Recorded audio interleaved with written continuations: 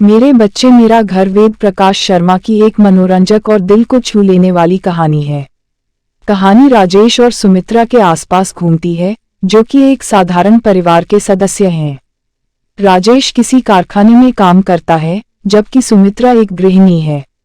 इस कहानी में उनके 2 बच्चे हैं, रवि और पूजा। यह कहानी उस समय शुरू होती है जब राजेश काम से वापस आता है और उसे जानकारी मिलती है कि उसकी नौकरी खतरे में है। उसे अपनी नौकरी बचाने के लिए अधिक उत्तरदायित्व लेना पड़ता है और वह अपने परिवार की चिंता में डूब जाता है। एक दिन राजेश और सुमित्रा अपने बच्चों के साथ पिकनिक पर जाते हैं, जहां वे अनजाने में एक गुमनाम आदमी से मिलते हैं। वह आदमी एक बड़े घराने का है और उसके पास धन संपत्ति की कोई कमी नहीं है।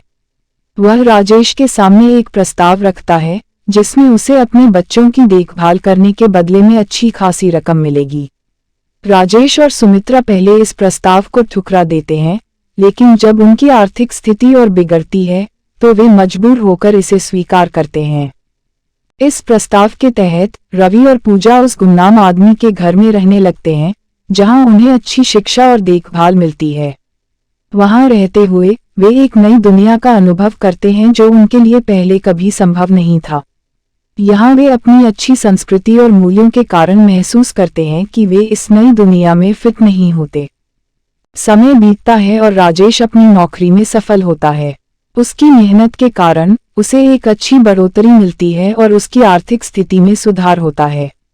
इस बीच वह और सुमित्रा अपने बच्चों की याद में दुखी होते हैं और उन्हें लौटा लेने का फैसला करते हैं।